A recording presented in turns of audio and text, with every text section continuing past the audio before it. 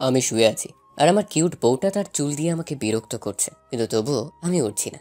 একসময় সে একদম আমার ধারে কাছে চলে আসে আর আমি তাকে শক্ত করে জড়িয়ে ধরি। সে তো ভয় পেয়ে যায়, তারপর বলে, তার মানে তুমি এতক্ষণ জেগেছিলে? আমি বললাম, হ্যাঁ। তো তুমি কি ভাবছিলে ঘুমিয়ে আছি? এরপর যেই না আমার বউয়ের মুখ আমার মুখের কাছে নিয়ে এসেছি, অমনি মনে হচ্ছে কেউ একজন আমার কম্বল ধরে টানছে। তাই তাড়াতাড়ি উঠে পড়ি আর দেখি আমার মা আমার কম্বল ধরে টানতেছে। আপনারাই বলেন তো কেমন লাগে? আমার এমন সুন্দর স্বপ্নটা ভেঙে দিল। আমি এমনিতেই সিঙ্গেল, কত কষ্ট করে একটা স্বপ্ন দেখছিলাম, সেটাও আমার নিজের মা ভেঙে দিল। মনটা চায় কচু গাছের ডালের লগে ঝুলতে, কিন্তু ঝুলবো না, যদি ডালটা ভেঙে যায়। এবার আসুন। তাই মায়ের উপর রাগ দেখিয়ে বললাম, এই তুমি কি আমার নিজের মা? এই সকালবেলা নিজের ছেলের কম্বল নিয়ে টানাটানি করতেছো? ওই ফাজিল, ঘড়ির দিকে তাকিয়ে দেখ তো কয়টা বাজে, আর তুই সকাল বলতেছিস? মা রেগে বললো কথাটা। তারপর ঘড়ির দিকে তাকিয়ে দেখি 9:30 বাজে। আমি বললাম, ধুর মা, আর একটু আগে ডেকে দিবা না? কলেজের জন্য কত দেরি হয়ে গেল। আর তোর কলেজে যাইতে হবে না? কেন? ঋতু আসতেছে, ওকে নিতে বাস স্ট্যান্ডে যা। ও কেন আসতেছে? আর কয়দিনের জন্য? কয়দিনের জন্য না, ও এখন থেকে এখানেই থাকবে। আর তোর কলেজেই ভর্তি হয়েছে। এখন যা, ফ্রেশ হয়ে নে।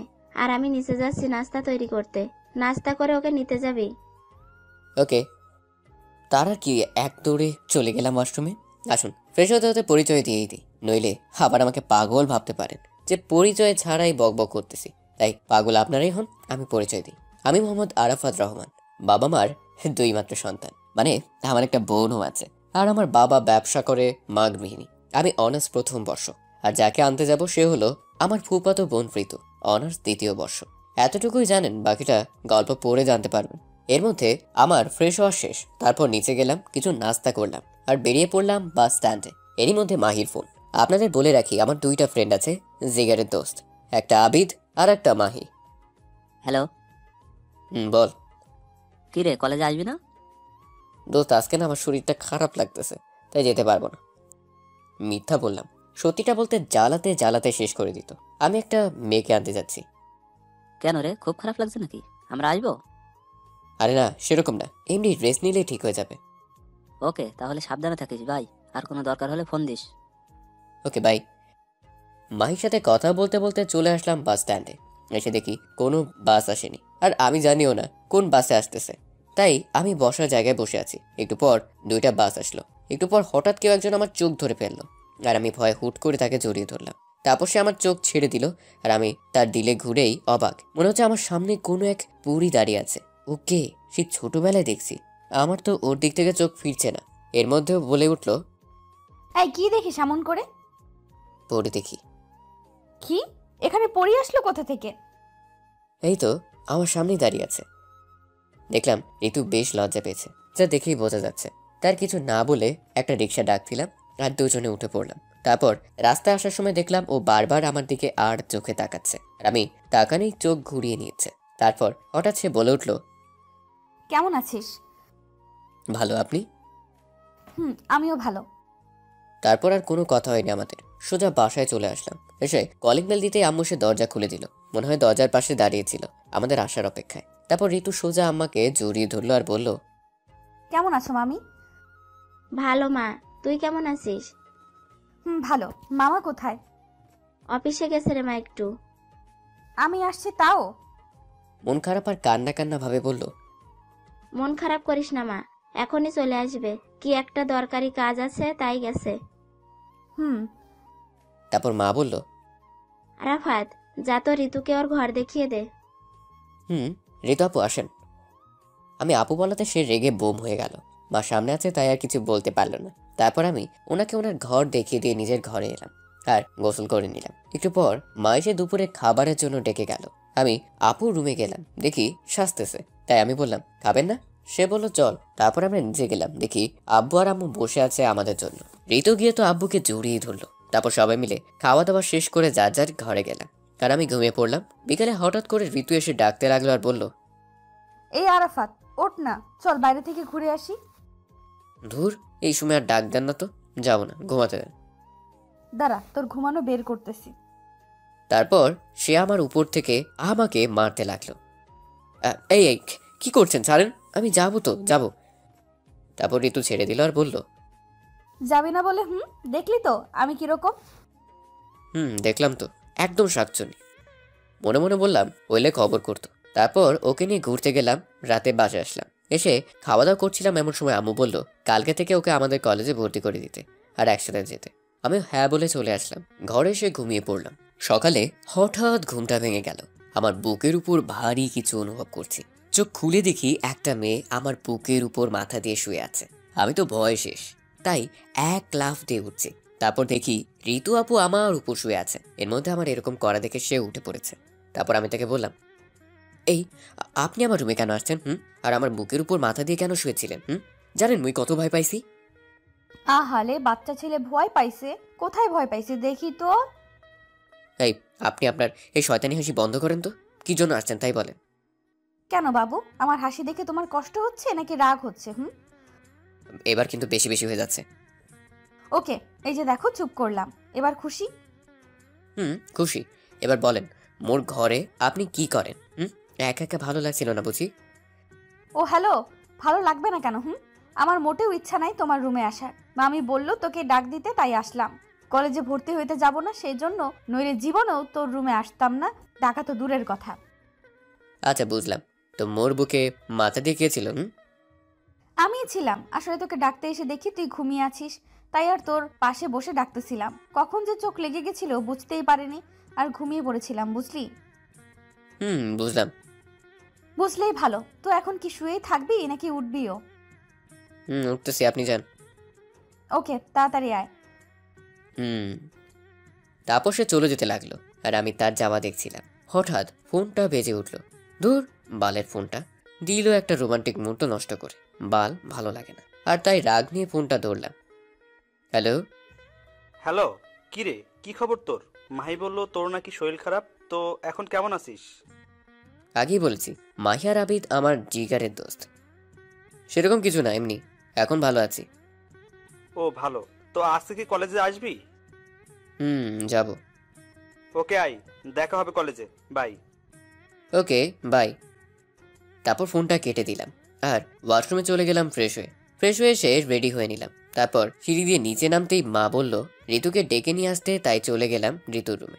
হঠাৎ করে তার রুমে যাওয়াতে যা দেখলাম তা দেখার জন্য মোটেও তৈরি ছিলাম না। দেখলাম ঋতু শুধু ব্লাউজ আর পেটিকোট পরে দাঁড়িয়ে আছে। আমি তো দেখেই হা হয়ে গেছি। ঋতু আপুর ফর্সা পেট দেখা যাচ্ছে, আর তার সাথে ওর সুন্দর নাভি। আমাকে দেখেই সে শাড়িটা নিজের শরীরের উপর দিল, আর আমি খেতে আসেন বলেই দৌড়ে চলে আসলাম। এসে সোজা খাওয়ার টেবিলে বসলাম। আমাকে দেখে মা বলল, কে রে, ঋতু কই? আমি বললাম আসতেছে। তারপর ঋতু আসলো, এসে আমার সোজা বসলো। একটু পর আব্বু আসলো। তারপর আমরা সবাই খাওয়া শুরু করলাম। এর মধ্যে আব্বু বলল, আরাফাত, আব্বু বলো। ঋতুকে কলেজে তো আজকে ভর্তি করে দিবি। তোদের প্রিন্সিপালের সাথে কথা বলে রাখছি, আর ওকে প্রতিদিন তোর সাথে নিয়ে যাবি আর নিয়ে আসবি, বুঝলি? তারপর আমার খাওয়া শেষ হলো, আমি বাইরে চলে আসলাম। এসে ঋতু আপুর জন্য অপেক্ষা করতে লাগলাম। একটু পর সে আসলো, আর আমি খাওয়ার সময় খেয়াল করিনি, শরম পাইছিলাম। তো এখন দেখলাম আপু নীল শাড়ি পরেছে। আপুকে একদম পরীর মতো লাগতেছে। আমি তো তার দিক থেকে চোখই বেরাতে পারছি না। হঠাৎ সে বলে উঠলো, কি রে, এমন হা করে কি দেখছিস? আর এভাবে কি সারাক্ষণ দেখতে থাকবি নাকি? তার কথায় আমার হুঁশ এলো, আর আমি তার দিক থেকে চোখ নামিয়ে নিলাম। তারপর মনে মনে বললাম, একটু আগেই যা দেখালেন আর কি দেখবো। তারপর সে আবারও বলে উঠলো, ওই কি ভাবতেছিস? কিছু না। তো রিক্সা ডাক দে। তারপর আমি রিক্সা ডাক দিলাম। সে উঠে পড়লো, আর সাথে আমিও। একটু পর সে বলে উঠলো, আমাকে কেমন লাগতেছে বললি না তো? আমি তাকে রাগানোর জন্য বললাম, একটু ভালো লাগছে না, পুরোই ময়দা সুন্দরী লাগতেছে। আপু একে তো খারাপ বলেছি, তার উপর আপু যা শুনলে বোম হয়ে যায়। এবার আপনারাই বলেন কি হতে পারে। এটা শোনা মাত্র তার চোখগুলো লাল হয়ে গেল, আর আমার দিকে তাকালো। আমি তো দেখেই ভয় শেষ। তারপর সে আমাকে বলল, আমাকে আপু বলেছিস তাই না? দাঁড়া, তোর মজা দেখাচ্ছি। তারপর আবার কি বলেছিস? হ্যাঁ মনে পড়েছে, আমি ময়দা সুন্দরী তাই না? বলেই সে আমার চুলগুলো টানতে লাগলো, আর আমি বললাম, আমার ভুল হয়েছে, আমি মুখ ফসকে বলে ফেলেছি আপু। আর হ্যাঁ, আপনাকে খুব সুন্দর লাগতেছে। আমি একটু রাগানোর জন্য এমনটা বলেছি। কিন্তু কে শুনে কার কথা। একসময় আর না পেরে তার চুল ধরে তার মুখটা আমার মুখের সামনে আনলাম। তারপর 4 ঠোঁট এক করে দিলাম। এমনটা হওয়ায় সে পাথরের মতো হয়ে গেল। টানা 5 মিনিট পর তাকে ছেড়ে দিলাম। তারপর কেউ আর কারো দিকে তাকাচ্ছি না, আর কথাও হয়নি। এভাবে কলেজে চলে আসলাম। এসেই চলে গেলাম প্রিন্সিপালের রুমে, কারণ ঋতুকে তো ভর্তি করাতে হবে। স্যারের রুমের সামনে এসে, স্যার আসতে পারি? আরে আরাফাত যে, আসো আসো, ভিতরে আসো, বসো। ধন্যবাদ স্যার। তুমি কি ঋতু? জি স্যার, আমি ঋতু। তোমার মামার সাথে একটু আগেই কথা হয়েছে। ও, তো মামা কি বললেন? বললেন ভর্তি করে নিতে। তো তুমি কি তোমার সব কাগজপত্র নিয়ে এসেছো? স্যার, এই নেন। তারপর স্যার সব কাগজ দেখলো আর বলল রেজাল্ট তো ভালোই। তারপর তাকে ভর্তি করে নিল আর আমাকে বলল ক্লাসটা দেখিয়ে দিতে। জি স্যার, এখন তাহলে আসি। আসো। আর হ্যাঁ, দুজনকেই বলছি, মন দিয়ে পড়াশোনা করো, okay? Okay sir. Okay sir. Good, এখন আসতে পারো। তারপর আমরা ওখান থেকে চলে আসলাম আর ঋতুকে ওর ক্লাসে দিয়ে আসলাম। আর আমি আমাদের পছন্দের জায়গায় গাছতলায় চলে আসলাম। এসে দেখি মাহি আর আবিদ বসে আড্ডা দিচ্ছে। আমিও গেলাম আর বললাম, কেমন আছিস রে তোরা? আমরা আর কেমন থাকবো, যেমন ছিলাম তেমনই। কিন্তু তুই তো মনে হয় ভাবিকে নিয়ে খুব ভালো আছিস, তাই না? মানে তোর কথা ঠিক বুঝলাম না। না বোঝার তো কিছু নাই। তুই যে একটা মেয়ের সাথে এক রিক্সায় কলেজে আসলি, মেয়েটা কে? আরে ওটা তো আমার। মাহি আর আবিদ একসাথে বলল। কি? বল বল, বল কে? বল, যে কে? পাই আমাদের ভুলে যে গেলি? পাইয়ে আমাদের ভুলে গেলি? তারপর তাদের আচ্ছা মতো পিটালাম আর বললাম, ওটা আমার ফুফাতো বোন, আমাদের কলেজে চান্স পাইছে তাই এখানেই ভর্তি হয়েছে, আর পড়বে, বুঝলি? বুঝলাম। গুড। এর মধ্যে হঠাৎ ক্লাসের ঘন্টা পড়ে গেল আর আমি বললাম, চল, ঘন্টা পড়েছে, ক্লাসে যাই। চল। তারপর সবাই মিলে ক্লাসে চলে গেলাম। ক্লাস করলাম। আমরা আবার ভালো ছেলে, 2টার বেশি ক্লাস করি না, তাই 2টা ক্লাস করে আবারও গাছতলায় চলে আসলাম। একটু পর দেখি আপু আসলো, সাথে কয়েকটা মেয়ে, হয়তো নতুন বন্ধু বানাইছে। তারপর আমাদের কাছে এসে বলল, কিরে ক্লাস বাদ দিয়ে এখানে কি? তারপর আমরা পিছনে তাকালাম আর আবিদ বলল, এটাই ভাবি না? তাই তো মনে হচ্ছে। চুপ শালা, মুখ বন্ধ করে রাখতে পারিস না? তারপর ওরা চুপ হয়ে গেল আর আমি আপুকে বললাম, এমনি ভালো লাগছে না, তাই ক্লাস করিনি। ও, তো আপনি এখানে? আমারও। চল বাসায় যাই। আমি আর কিছু না বলে চলে আসলাম। আসার সময় শুনতে পেলাম, মানে ওরা বলল খাওয়াতে, কিন্তু একদিন হবেই, তোর মনে রাখিস আরাফাত। তারপর আমরা বাসায় চলে আসলাম। এসে দরজায় কলিং বেল দিতেই আম্মু এসে দরজা খুলে দিল আর ঋতু যা করলো আর বলল আম্মুকে, আমি তো অবাক হয়ে গেলাম। মামি জানো, তোমার ছেলে না খুব খারাপ। কেন রে মা, কি করেছে ওই বান্দরটা? জানো মামি, আমরা যখন আসছিলাম বাড়িতে, হঠাৎ তোমার ছেলে বলল তুই দাঁড়া আমি আসতেছি, বলে একটা দোকানে গেল আর এক প্যাকেট সিগারেট নিয়ে আসলো, সাথে একটা খেতে খেতে। আমি কত বারণ করলাম কিন্তু শুনলো না। তারপর আমি তার থেকে সিগারেটটা ফেলে দিছি, সে রাগ দেখি আমাকে তো থাপ্পড় দিছে। আমি তো এটা শুনে মনে হয় আকাশ থেকে পড়লাম। তারপর আমি ঋতুর দিকে তাকালাম, দেখছি হাসতেছে। আমার তো সেই রাগ উঠলো, ইচ্ছে করছে মেরে একেবারে শেষ করে দিই। কত বড় মিথ্যা কথা বললো আম্মুর সামনে। তারপর আম্মুর দিকে তাকালাম আর সাথে সাথে ঠাস ঠাস করে 2টা পড়লো আমার গালে। আর আম্মু তো রেগে আগুন। আম্মু তখন আমাকে বলল, এই শিক্ষা দিছি তোকে? এই শিক্ষা দিছি যে রাস্তাঘাটে সিগারেট খাবি? পুরাই রেগে মেগে কথাটা বললো আম্মু। আমি কখন ভালো ছেলের মতো কান্না কান্না ভাবে বললাম, বিশ্বাস করো আম্মু, আমি সিগারেট খাইনি। ঋতু মিথ্যা বলতেছে, আমাকে ফাঁসানোর জন্য এসব বানিয়ে বানিয়ে বলতেছে। তখন আম্মু বলল, ওই আমার মেয়ে মিথ্যা বলবে কেন? ও তোর কোনো জন্মের শত্রু যে মিথ্যা বলবে? এরই মধ্যে ঋতু বলে উঠল, থাক মামি, ছেড়ে দাও, আর কিছু বলো না, আমি অনেক বকেছি। তখন আম্মু বলল, আমার মেয়ে বললো বলে তোকে ছেড়ে দিলাম, নয়তো। হায়রে দুনিয়া, নিজের মা দেখি আজকাল নিজের কথা বিশ্বাস করে না। কোথাকার বালের মেয়ে তার কথা বিশ্বাস করে, যে কিনা মিথ্যা বলতে ওস্তাদ। এরই মধ্যে আম্মু আবারও বলে উঠল। আর যেন কোনোদিন না শুনি। আমি শুধু মাথা নেড়ে চলে আসলাম ঘরে। ঘরে এসে আমার তো খুব রাগ হচ্ছিল। ঋতুর বাচ্চা কেমনি এটা করতে পারলো আমার সাথে? কেন আম্মুকে এসব বললো? কথাই বলবো না ওর সাথে। তারপর ওয়াশরুমে চলে গেলাম। একটু পর বাইরে আসলাম। এসে দেখি আবিদ ফোন দিছে। আমি ফোনটা ধরলাম। হ্যালো। হ্যালো, কি খবর? বাসায় পৌঁছেছিস? বাসায় তো পৌঁছেছি, কিন্তু খবর ভালো না। কেন, কি হয়েছে? শোন তাহলে। তারপর সব খুলে বললাম। তারপর বললাম, খুব রাগ হচ্ছে রে ভাই, ঋতুর বাচ্চাকে একটা শাস্তি দিতেই হবে। তখন আবিদ বলল, শোন, এখন সব ঠিক করে নে, ঝামেলা করিস না, আমরা তো আছি নাকি, ঠিক একটা শাস্তি দিয়ে দিব, ভরসা রাখ আমাদের উপর।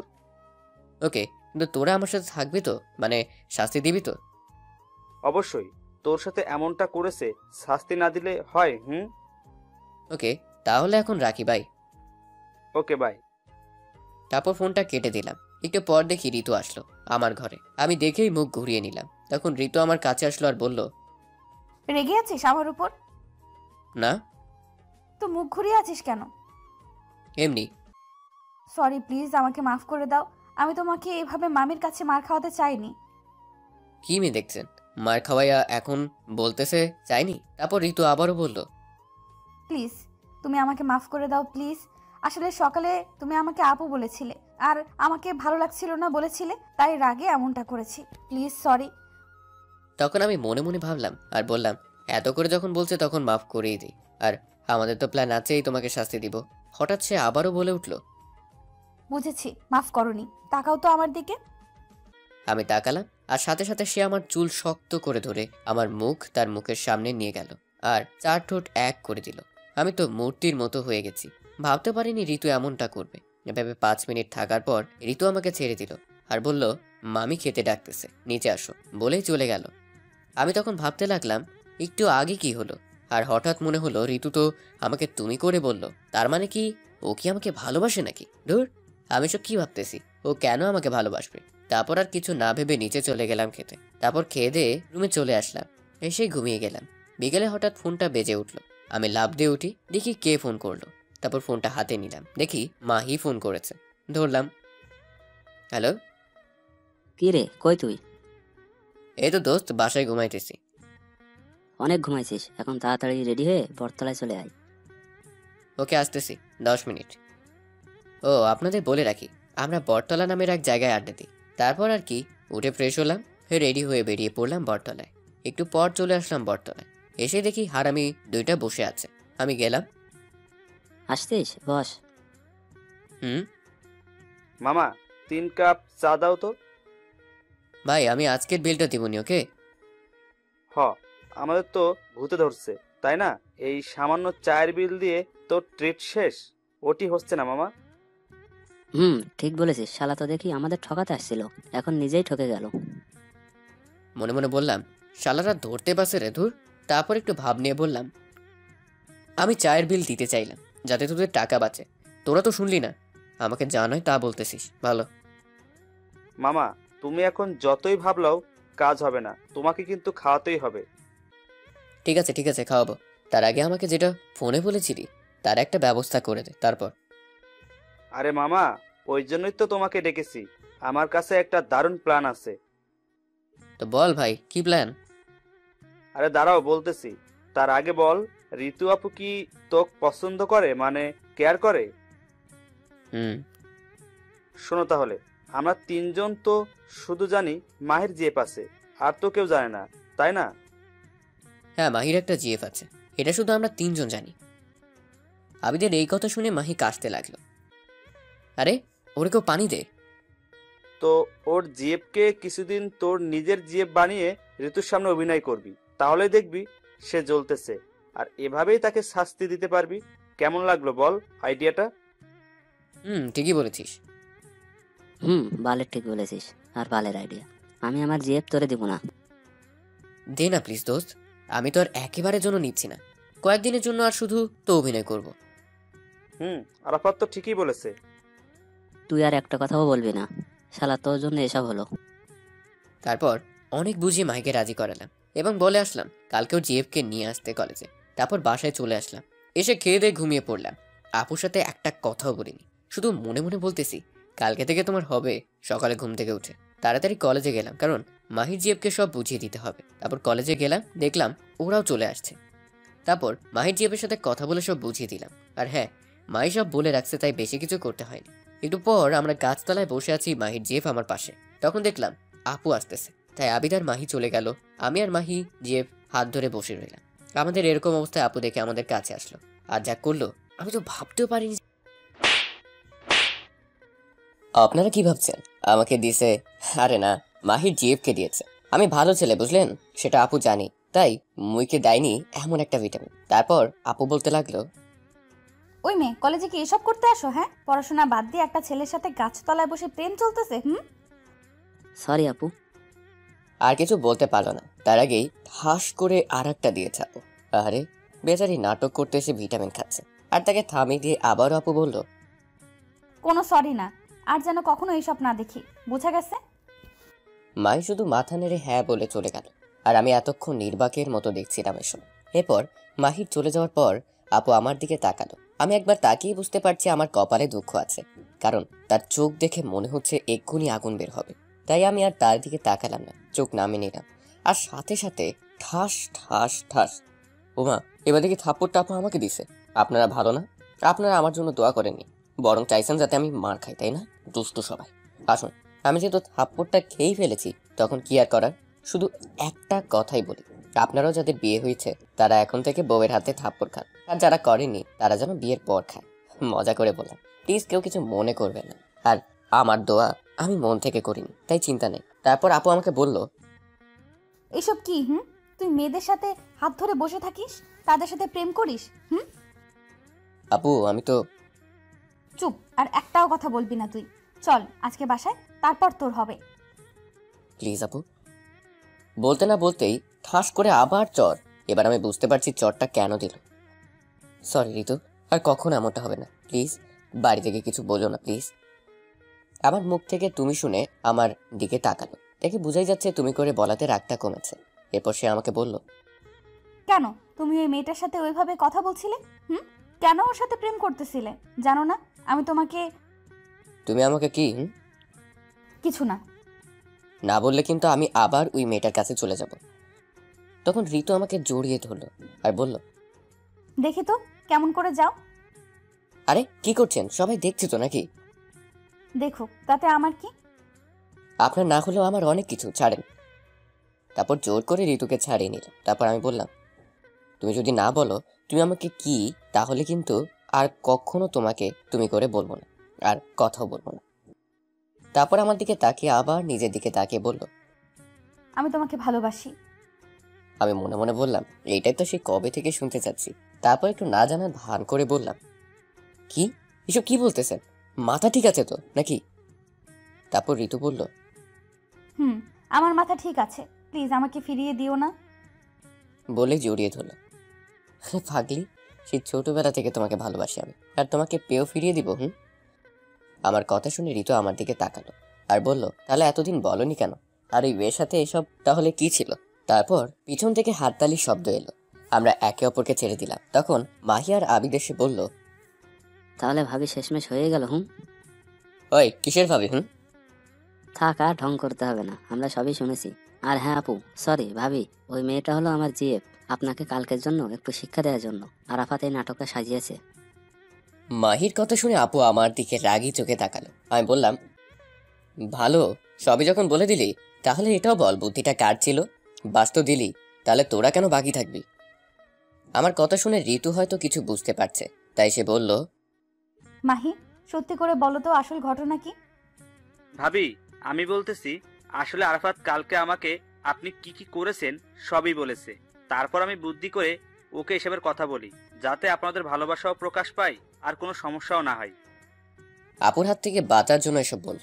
তারপর আপু কি যেন ভাবলো আর বলল, ঠিকই করেছো, থ্যাঙ্কস। আর আমার কানে কানে বলল, তুমি খালি বাসায় চলো আজকে। ওরা তখন বলল, ভাবি, খালি থ্যাঙ্কস দিয়ে কাজ হবে না, খাওয়াতে হবে। তখন বললাম, ওই কিসের খাওয়া রে? পেটুক। দেখছেন ভাবি, আমরা উপকার করলাম তার জন্য একটু খাওয়ার কথা বললাম, আর ও আমাদের পেটুক বলতেছে। তখন আপু বলে উঠল, আচ্ছা ঠিক আছে, খাওয়াবো। তার আগে তোমাদের বন্ধু তো আমাকে প্রপোজই করলো না, তাহলে ভাবি আর হলাম কেমনে বলো? ঠিকই তো, ওই হারামি, ভাবিকে প্রপোজ কর যা। তখন ভাব নিয়ে বললাম, পারবো না। কেন পারবি না?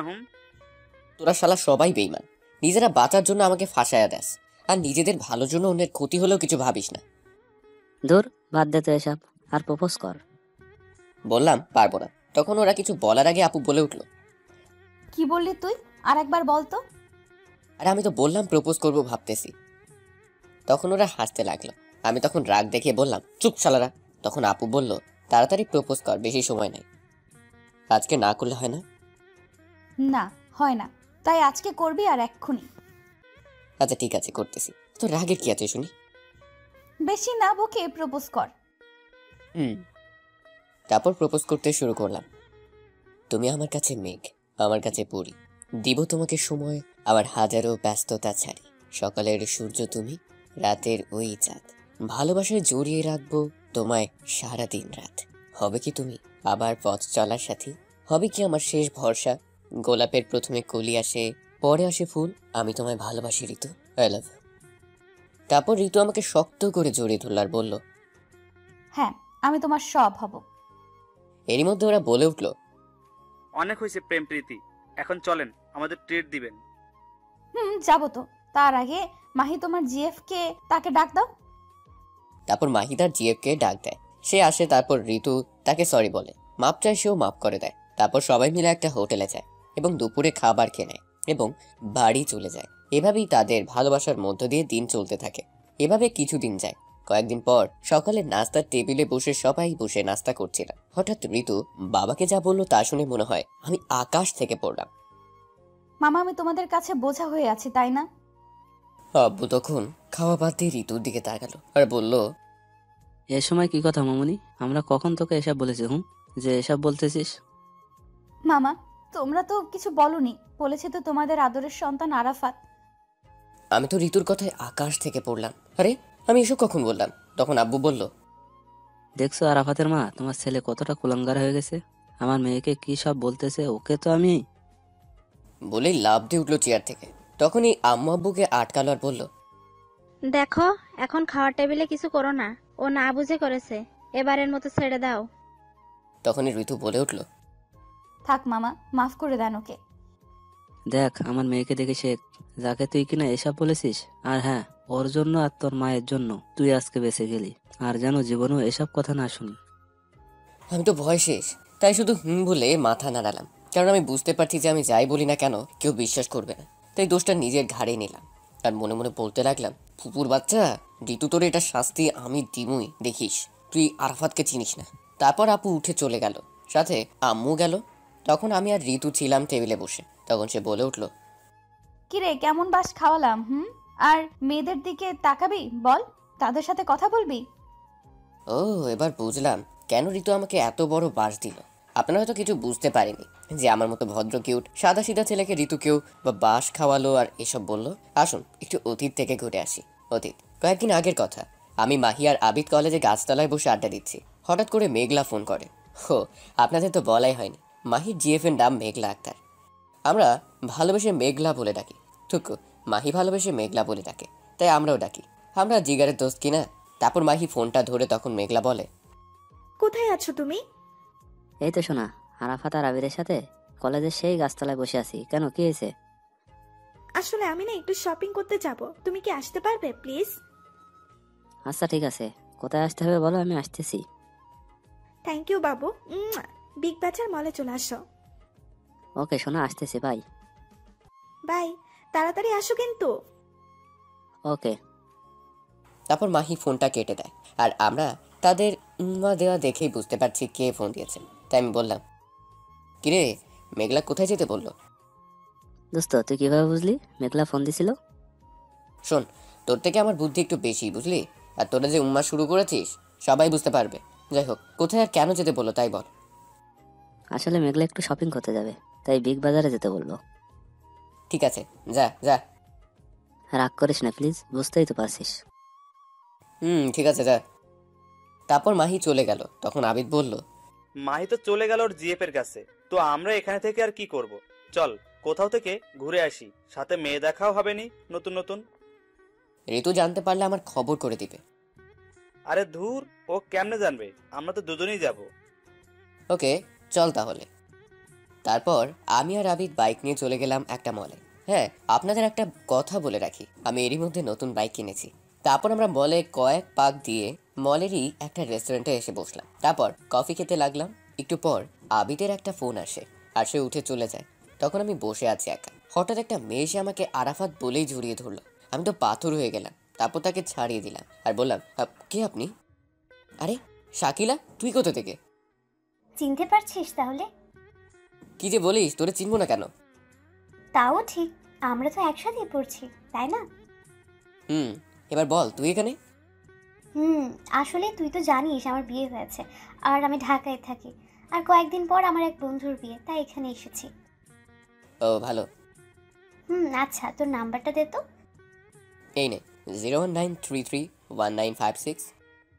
দুইটা দিলাম না, আপনারা হয়তো আমাকে জ্বালাতন করবেন। তারপর আমি আর শাকিলা কিছুক্ষণ হেসে হেসে কথা বললাম। আমি হঠাৎ খেয়াল করলাম কেউ একজন শাকিলা আমাকে জড়িয়ে ধরার পর থেকে আমার দিকে তাকিয়ে আছে। আমি তার দিকে তাকিয়েই তো অবাক। আরে এটা তো ঋতু। এখন আমার কি হবে আল্লাহ জানে। এরই মধ্যে শাকিলা বলে উঠল, আজকে আসি রে, বাই। ভাই। তারপর সে চলে গেল আর আমি দাঁড়িয়ে রইলাম। তারপর ঋতু আমার কাছে আসলো। আমি বললাম, ঋতু তুমি যা ভাবছো। আর বলতে পারলাম না, ঠাস ঠাস করে দিল আর বলল, তুই এতটা খারাপ একটা মেয়েকে জড়িয়ে ধরেছিস? ছি। তারপর সে চলে গেল। এরই মধ্যে আবিদ এসে বলল, বন্ধু, কিছু মনে করিস না। আমি শাকিলার আসার পর থেকে এখন পর্যন্ত সবই দেখছি। চিন্তা নাই, সব ঠিক হয়ে যাবে। বুঝি না সব খালি আমার সাথেই কেন হয়। বাদ দে, চল বাসায় যাই। চল। তারপর আমরা বাসায় চলে আসলাম। আস্তে আস্তে রাত হয়ে গেছে, তাই এসেই শুয়ে পড়েছি। সকালে কি হলো আপনারা তো জানেনই। আসুন এখন বাস্তবে ফিরি। বাস্তব। তখন ঋতুকে বললাম, চোখে দেখা সবসময় ঠিক হয় না, আর সত্যি হয় না। যার জন্য আমার সাথে এমনটা করলেন সেটা আসলে সত্যি নয়। ও আমার কাস্ট ফ্রেন্ড ছিল, আর ওর বিয়ে হয়ে গেছে। এতদিন পর দেখা, তাই এমনটা করেছে। আর আপনি কিছু না জেনেই ভালো, খুব ভালো থাকেন বলে উঠে চলে আসলাম। তখন ঋতু ভাবতে লাগলো, আসলে তো আমার খোঁজ নেওয়া উচিত ছিল।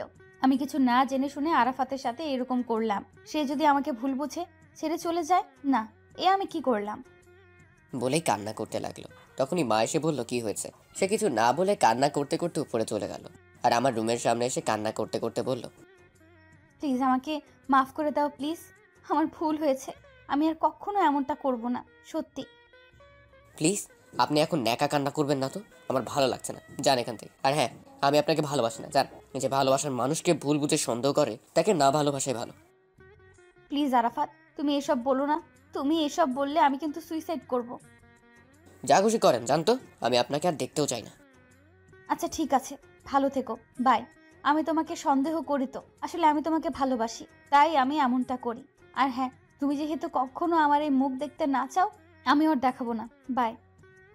তারপর ঋতু দৌড়ে নিচে চলে গেল আর টেবিলের উপর থেকে ফল কাটার ছুরি দিয়ে নিজের হাত কেটে ফেললো। তখন মা এসব দেখে দৌড়ে রান্নাঘর থেকে ঋতুর কাছে আসলো, এসে চিৎকার দিয়ে উঠলো আর বললো, কি হয়েছে, কেন সে এমনটা করলো? ঋতু কিছু না বলে মায়ের কোলে জ্ঞান হারিয়ে ফেললো। এরই মধ্যে আমি মায়ের চিৎকার শুনে দৌড়ে নিচে চলে আসি। এসে দেখি ঋতুর হাত থেকে রক্ত পড়ছে, যা দেখে আমার পায়ের নিচ থেকে মাটি সরে গেল। আমি ভাবতে লাগলাম যে ঋতু তাহলে সত্যি সত্যি সুইসাইড করলো। না, আর ভাবতে পারছি না। এরই মধ্যে মা বলে উঠলো, দেখো আরাফাত, ঋতু কি করে ফেলেছে, তুই কিছু একটা কর। মা তুমি কান্না করো না, আমি এক্ষুনি ওকে হাসপাতালে নিয়ে যাচ্ছি। বাবা, তাই কর, আমার মেয়েটাকে তুই বাঁচা। তারপর আমি ঋতুকে কোলে তুলে নিয়ে গাড়িতে বসালাম আর নিজে গাড়ি চালিয়ে ঋতুকে হাসপাতালে ভর্তি করে দিলাম। কিছুক্ষণের মধ্যে আবিদার মাহিও চলে আসলো। আমি ওদের দেখে জড়িয়ে ধরে কান্না শুরু করে দিলাম। ওরা আমাকে সান্ত্বনা দিতে থাকে আর বলতে থাকে, সব ঠিক হয়ে যাবে, চিন্তা করিস না, ঋতুর কিচ্ছু হবে না। কয়েক ঘন্টা পর ডাক্তার বেরিয়ে আসলো আর বলল, রোগীর আত্মীয় স্বজন কে আছে? কাছে গিয়ে বললাম, আমার কি হয়েছে বলুন। দেখুন, রোগীর অনেক রক্ত বের হয়ে গেছে, তাই এখনই বি পজিটিভ রক্ত লাগবে। তখনই আবিদ বলে উঠল, স্যার, আমার রক্ত বি পজিটিভ, আমি রক্ত দেব। ওকে, তাহলে আসেন আমার সাথে। চলেন। তারপর আবিদ আমাকে বলল, এই, আমি রক্ত দিতে যাচ্ছি, দেখবি ভাবি একদম ঠিক হয়ে যাবে। আর তুই কিন্তু একদম কান্নাকাটি করবি না, বলে দিলাম। তারপর আমি আবিদকে জড়িয়ে ধরে কান্না কান্না করতে লাগলাম। তখনই আবিদ বলে উঠল, কান্না করতে মানা করলাম না তোকে? সরি, আর কান্না করব না। এই তো গুড বয়। মাহি, আরাফাতকে দেখে রাখিস, আর কান্না করলে শুধু আমাকে বলবি, তারপর দেখবি আমি এসে কি করি। ঠিক আছে। আসলে সত্যিকারের বন্ধুরা এমনই হয়, বন্ধুর জন্য মনে হয় জীবন দিতেও দ্বিধা করবে না। আমি দোয়া করি আল্লাহর কাছে। তারপর আবিদ চলে গেল। কয়েক ঘন্টা পর ডাক্তার বেরিয়ে এলো, সাথে আবিদও এলো। এসে আবিদ বলল, বলছিলাম না ভাবির কিছু হবে না। গিয়ে আবিদকে জড়িয়ে ধরলাম আর বললাম, সত্যি আজকে তুই না থাকলে কি যে হতো। থ্যাঙ্কস রে দোস্ত। আবিদ আমাকে ধাক্কা দিয়ে সরিয়ে দিল। আমি তো অবাক। তারপর সে মাহিকে বলল, মাহি দেখ তো, এই কি আমাদের আরাফাত, যে বন্ধু হয়ে বন্ধুকে থ্যাঙ্কস দেয়? ওর সাথে কথা নাই, চল। বলে চলে যেতে লাগলো। আমি বুঝতে পেরে আটকাইলাম আর তাদের সামনে গিয়ে কান ধরলাম আর বললাম, সরি। না না, কি বলতেছি, বন্ধুদের তো নো সরি নো থ্যাঙ্কস। এবার তাহলে বুঝেছিস? বলেই ওরা দুইজন আমাকে জড়িয়ে ধরলো। তখন ডাক্তার বলল, আপনার 3 বন্ধু নয়, মনে হচ্ছে এক এক ভাই। দোয়া করি আপনাদের বন্ধুত্ব যেন সারা জীবন এরকমই থাকে। Thanks doctor. Hmm. Doctor, Ritu কেমন আছে? এখন অবশ্য ঘুমিয়ে আছে, ঘুমের ঔষধ দিছি তো। ও, তো ঘুম ভাঙবে কখন? এই কিছুক্ষণের মধ্যেই। বলে ডাক্তার চলে গেল। এরই মধ্যে মা চলে আসলো। আসলে ওই সময় মাকে সাথে করে আনিনি। তারপর মা এসে বলল, আরাফাত, আমাদের ঋতু এখন কেমন আছে? মা এখন ভালো আছে। এরই মধ্যে ঋতুর বাবা মা, মানে আমার শ্বশুর শাশুড়ি থুকু, এখনো তো হয়নি, মানে আমার ফুপ্পা ফুপ্পি চলে এসছে। এসেই বলতেছে ঋতু কোথায় আর কেমন আছে। আমি বললাম, আপনাদেরকে জানানো ঋতুর ব্যাপারে। আমি বলেছি। ও, ভিতরে আছে আর ভালো আছে, ঘুমিয়ে আছে। এরই মধ্যে আব্বু চলে আসছে। তক্ষুনি একজন নার্স এসে বলল, রোগীর ঘুম ভেঙেছে। এটা শুনে সবাই মিলে ঋতুর কাছে গেল, শুধু আমি, আবিদ আর মাহি ছাড়া। তারপর মা এসে বলল, ঋতু ডাকতেছে আমাকে। আবিদ আর মাহি বলল, যা ভিতরে যা। ভিতরে যা। তারপর আমি ভিতরে গেলাম। সবাই বের হয়ে আসলো। তখন ঋতু বলল, কেন এসেছিস তুই এখানে? তুই না বলেছিলি আমার মুখ দেখতে চাস না? তখন আমি ঋতুর কাছে গেলাম আর সাথে সাথে ঠাস করে একটা থাপ্পড় দিলাম। তুই আমাকে মারলি? তখন আমি ঋতুর মাথার কাছে গিয়ে বসলাম আর বললাম, মারলাম। আমার বউকে আমি মারবো না তো কে মারবে শুনি? আমার মুখে বউ ডাক শুনে ঋতু আমাকে জড়িয়ে ধরে কান্না করে দিল। আমিও তাকে জড়িয়ে ধরলাম। ভালোই যখন বাসো, তাহলে কালকে ওর বলেছিলে কেন? প্লিজ বাদ দাও, তখন আমার মাথা ঠিক ছিল না। আর হ্যাঁ, ওটার জন্য সরি। না, শুধু সরি বললে চলবে না। তো কাছে আসো বলতেছি। আমি আমার মুখ ঋতুর মুখের সামনে নিয়ে গেলাম আর সাথে সাথে সে 4 ঠোঁট এক করে দিল। আমিও কম কি, এরকম সুযোগ কি কেউ ছাড়ে? আমিও সাথে সমান রেসপন্স দিতে লাগলাম। এরকম করে কতক্ষণ ছিলাম জানি না। হঠাৎ মাহি আর আবিদ এসে বলল, এসব রোমান্স বাড়িতে গিয়ে করিস, এখন করতে হবে না। ওদের কথা শুনে আমরা একে অপরকে ছেড়ে দিলাম। থাক, আর কিছু বলতে হবে না, সবই দেখছি। ওই শালা, দেখছছি যখন তখন আর একটু দেখতি, ডাক দিলি কেন? আহারে, শালা শখের প্রেমে আমরা সমস্যা করলাম। আমার বিয়ে তো কালকে পরের দিন, ওখানে গিয়ে না হয় বাকিটা সেরে নিস। তোর বিয়ে মানে কার সাথে? আর এখন বলতেছিস কেন? সকালে বলার জন্য তোর বাসায় আসছিলাম, আর তোর মা যা বললো শুনেই তো এখানে আসলাম বলার জন্য। যাই হোক, বাদ দে। আমিও কিন্তু যাব মাহি ভাইয়া। ভাবি অবশ্যই যাবেন, তাই জন্যই তো আপনাদের দুজনকে নিতে আসলাম, মার্কেটে যাব। শোন, আমি যাচ্ছি, কিন্তু ঋতুকে না, ওর শরীর খারাপ, ও বাসায় থাক। না, আমিও যাব। কিন্তু কোনো কিন্তু না, আমি যাব আর মেঘলাকে নিজের হাতে সব পছন্দ করে কিনে দেব। যথাজ্ঞা মহারানী, এখন অন্তত বাড়িতে যাই। কিন্তু আমি যাব কি করে? কেন, পায়ে হেঁটে? না প্লিজ, কোলে করে নিয়ে যাও না। এখানে সবাই দেখলে কি ভাববে? কিছু ভাববে না। মাহি, আবিদ ভাইয়া আপনার কিছু বলেন না? ঠিক ঠিক, ভাবি অসুস্থ, নে কোলে নে। তোদের আর পাম দিতে হবে না, চুপ থাক। তারপর ঋতুকে কোলে করে নিয়ে আসলাম। সবাই হা করে দেখছিল। তারপর বাড়িতে এসে ওকে ঘরে নিয়ে যেয়ে শুইয়ে দিলাম। তারপর মা এসে ওকে খাইয়ে দিয়ে রেস্ট নিতে বলল, আর আমি ফ্রেশ হতে গেলাম। তারপর দুপুরে খেয়ে নিলাম। তারপর উঠে ঋতুর রুমে গেলাম, দেখলাম ঘুমিয়ে আছে। তারপর ওর কাছে গেলাম, কপালে একটা কিস দিলাম আর বললাম, আসলেই পাগলি, আমার জন্য কি না করতে পারে। তখন হঠাৎ সে বলে উঠল, সব করতে পারি। তুমি ঘুমাওনি? না। কেন? এমনি। একটু পর মাহির ফোন আসলো, বলল রেডি হয়ে বিগ বাজার মলে চলে আসতে। তারপর ফোন কেটে দিয়ে আমি রেডি হয়ে চলে আসলাম। তারপর বিয়ের মার্কেট করছিলাম আর আমি ঋতুর সাথে দুষ্টুমি করছিলাম। এভাবে সব কেনাকাটা শেষ করে বাসায় চলে আসলাম। ওরাও চলে গেল। তারপর রুমে এসে ওয়াশরুমে চলে গেলাম ফ্রেশ হতে। বাইরে বের হয়ে এসে দেখি ঋতু আমার বিছানায় বসে আছে। তখন আমি বললাম, কি ব্যাপার মিস, তুমি আমার ঘরে কি মনে করে? কেন, আসতে পারি না নাকি? আসতে পারবে না কেন? অবশ্যই পারবে। তো এখন কেন এসেছো তাই বলো। আমি খেতে যেতে বললো, তাই তোমাকে ডাকতে এসেছি। আচ্ছা, তাই নাকি? তাই চলো এখন।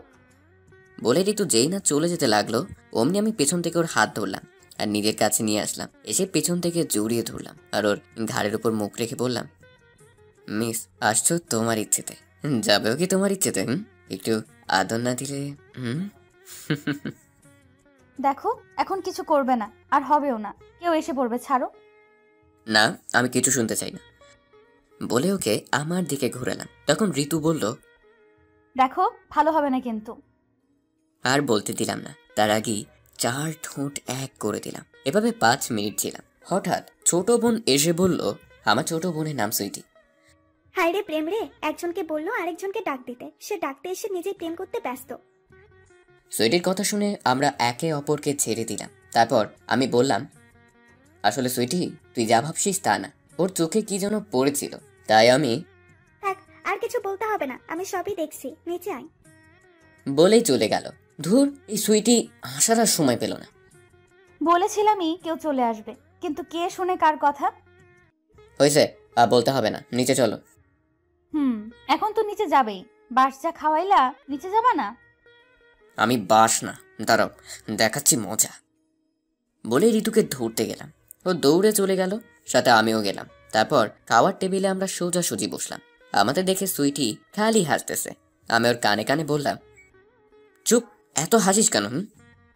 ঘরের ভেতরের ঘটনা কি বলে দেব? ভয় দেখাচ্ছিস আমাকে? বোন, তোর পায়ে ধরি, কিচ্ছু বলিস না। চকলেট দিমুনি? ওকে, মনে থাকে জানো। অবশ্যই। তারপর আমরা খেতে লাগলাম সবাই মিলে, আর আমি ঋতুর পায়ে সুরসুরি দিচ্ছি। ও খেতে পারতেছে না। এরই মধ্যে মা হঠাৎ বলে উঠল, আরাফাত শোন। মা বলো। বলছিলাম কি, ঋতু তো বড় হয়েছে, তো আমরা সবাই মিলে ঠিক করছি ওরে বিয়ে দিব, তুই কি বলিস? মায়ের এই কথা শুনে আমি মনে হয় আকাশ থেকে পড়লাম। তখন আমি ঋতুর দিকে তাকালাম, দেখি সেও আমার দিকে তাকিয়ে আছে। এরই মধ্যে মা আবারও বলে উঠল, কি রে বল? মা, এত তাড়াতাড়ি ওর বিয়ে দিবা? আরো পরে দাও, আগেও পড়াশোনা শেষ করুক। ছেলেটা খুব ভালো, আর ছেলের বাবা মা বলেছে বিয়ের পরও তাকে পড়াবে। এইদিকে এইসব শুনে আমার বুকে ব্যথা অনুভব করলাম, তাই আর বেশি কিছু না বলে শুধু বললাম, যা ভালো হয় করো বলেই ঘরে চলে আসলাম। তখন মা বলল, এটা কি হলো? ও ঘরে গেল কেন? থাক, বাদ দাও তো মা, যে চাই যাক, তুমি বিয়ের কথা বলো। কিন্তু তাও। বাদ দাও না মামি, এসব বিয়ের কথা পরে না হয় দিও, আরাফাত যখন অমত দিচ্ছে। না ঋতু, তাদের ইচ্ছে তোকে তাদের ছেলের বউ বানাবে। তারপর তারা একটু কথা বলে খাবার শেষ করলো। তারপর ঋতু আমার রুমে আসলো। হঠাৎ চলে আসলে যে? কেন আসছি জানো না? কিন্তু সবাই কি ভাববে? বারে বারে এইদিকে আমার ভালোবাসার মানুষকে আমি হারাতে চলেছি, আর তুমিই ভাবতেছো কে কি ভাবলো। এতটা ভালোবাসো আমাকে? আর কিছু না বলেই ঋতুকে জড়িয়ে ধরলাম আর বললাম, আমি তোমাকে ছাড়া বাঁচবো না। আমি তো ঠিক আছে, আমরা মাহির বিয়ে হয়ে গেলে আমাদের ভালোবাসার কথা বলবো সবাইকে, ঠিক আছে? তারপর হঠাৎ মাহির ফোন আসলো। আমি ধরলাম। সে বলল, সকাল সকাল চলে আসিস, কিন্তু অনেক কাজ আছে। ওকে। তারপর ফোন কেটে দিয়ে ঋতু ওর ঘরে গেল। আমি শুয়ে পড়লাম আর ভাবতে লাগলাম, আমি কি সত্যিই ঋতুকে হারিয়ে ফেলবো? তারপর কখন যে ঘুমিয়ে গেছি মনে নেই। সকালে ফোন বাজতেছে, আমি ঘুম চোখে নাম না দেখেই ধরলাম। হ্যালো। ওই শালা, কিসের হ্যালো? কই তুই? এই তো বাড়িতে। কেন, কি হয়েছে? কেন, কি হয়েছে? দেখ তো কয়টা বাজে, তোকে কখন আসতে বলেছি? তখন ঘড়ির দিকে তাকিয়ে দেখি 7টা বাজে। তারপর আমি বললাম, 5 মিনিট আসছি বন্ধু, দাঁড়া। তারপর ফোন কেটে দিয়ে কোনো রকম ফ্রেশ হয়ে চলে গেলাম মাহির বাসায়। তারপর থেকে শুরু হলো কাজ আর কাজ। হঠাৎ ফোন আসলো, দেখি ঋতু ফোন দিয়েছে। হ্যালো। খাইছো দুপুরে? না, এখন খাবো কেন, সময় হোক, খাবনি। তুমি খাইছো? সময় আবার কখন হবে? দেখো তো কয়টা বাজে। ঘড়িতে দেখি 3টা বাজছে। হায় হায়, কাজের খেয়ালই নাই যে কয়টা বাজে। তারপর সে বলল, তাড়াতাড়ি খেয়ে নাও। আর শোনো। বলো। সন্ধ্যায় তাড়াতাড়ি রেডি হয়ে থেকো, আমি নিতে যাবনি। ওকে।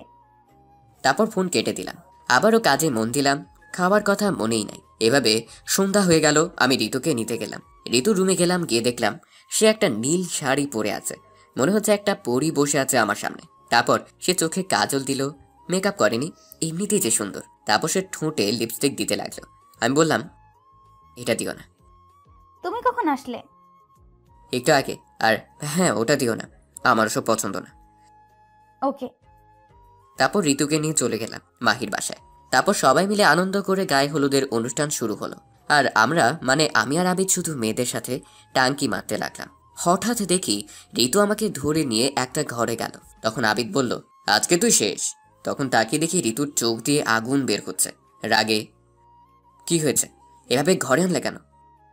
কেন আসছি জানিস না তুই? না বললে কেমনে জানবো? মেয়ে দেখলেই টাঙ্কি মারতে ইচ্ছে করে, তাই না? ওকে, তোর টাঙ্কি মারা বের করব। সরি, আসলে। কোনো সরি না, তারা তুই। বলেই সে একটা লাঠি দেখতে পেল আর হাতে নিয়ে বলল, এবার কি হবে বল? তুমি আমাকে মেরো না প্লিজ, আমার কিছু হলে তোমারই কষ্ট হবে না। হোক।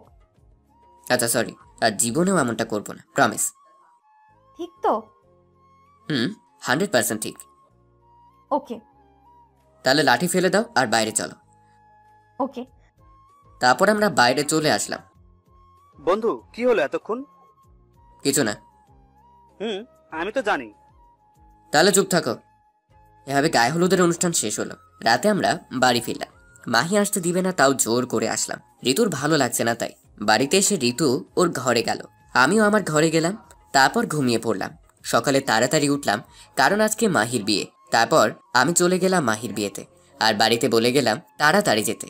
আর ঋতু বলল ও মেঘলার বাসায় যাবে। আমি মাহির বাসায় এসে সব কাজ করলাম। তারপরে ওকে গোসল করিয়ে সবাই মিলে বের হলাম বিয়ের উদ্দেশ্যে। একটু পর আমরা সবাই চলে আসলাম মেঘলাদের বাড়িতে। তারপর গেটে কয়েকজন মেয়ে দাঁড়িয়ে আছে।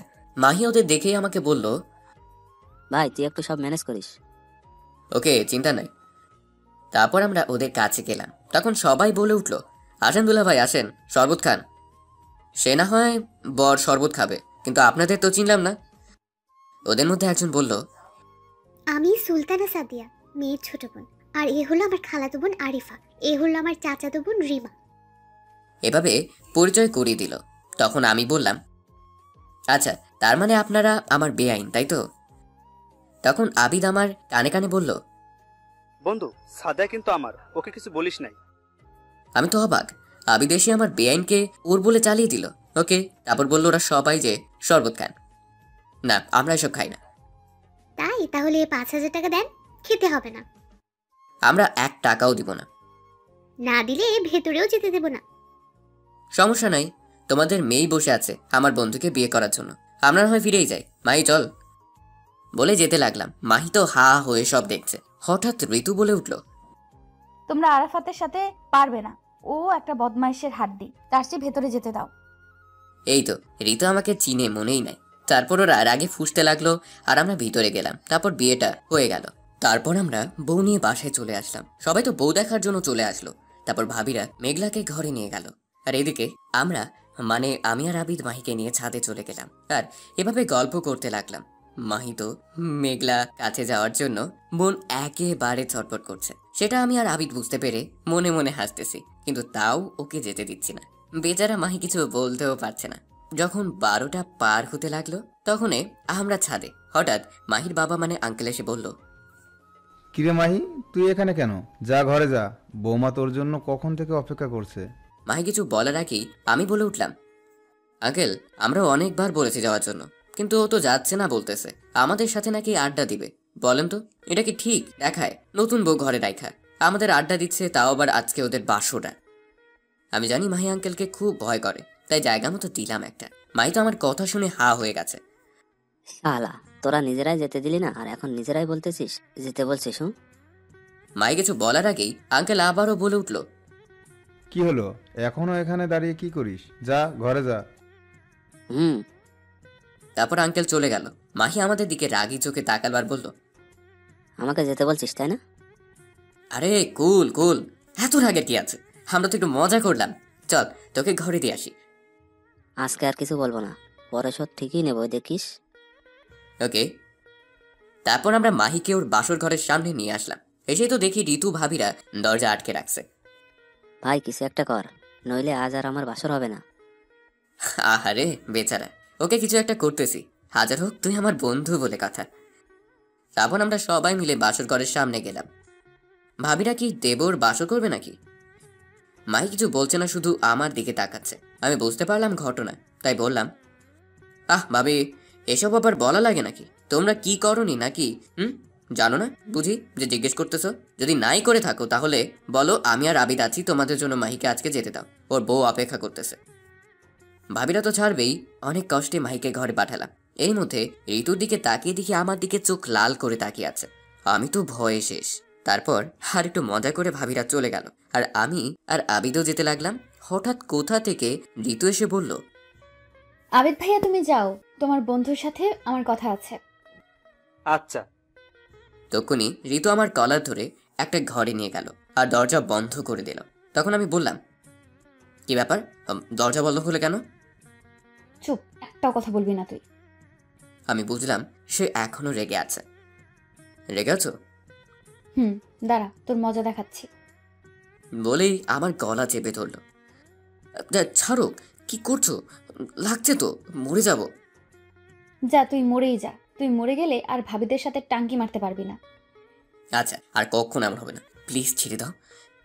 কিন্তু সে ছাড়ছে না, তাই আমি বাধ্য হয়ে ওর মাথার পিছনে হাত দিলাম আর চুল মুঠো করে ধরে 4 ঠোঁট এক করে দিলাম। আমার এমনটা করায় ঋতু মনে হয় বরফ হয়ে গেছে। একটু পর আমি তাকে ছেড়ে দিলাম। একটু পর শান্ত হয়ে ঋতু আমাকে বলল, কেন করো তুমি এমনটা? জানো না তোমার পাশে অন্য কাউকে ভাবতেও পারি না আমি, আর তুমি কি না? তখন ঋতুকে জড়িয়ে ধরলাম। তারপর ওকে বললাম, আরে পাগলি, আমি তো মজা করি সবার সাথে, তুমি বুঝো না? আর হ্যাঁ, আমি কখনোই তোমাকে ছাড়া অন্য কাউকে ভালোবাসবো না, প্রমিস। আর তোমাকে কখনো ছেড়েও যাব না। কিন্তু তাও এসব আর তুমি করবে না। আচ্ছা ঠিক আছে।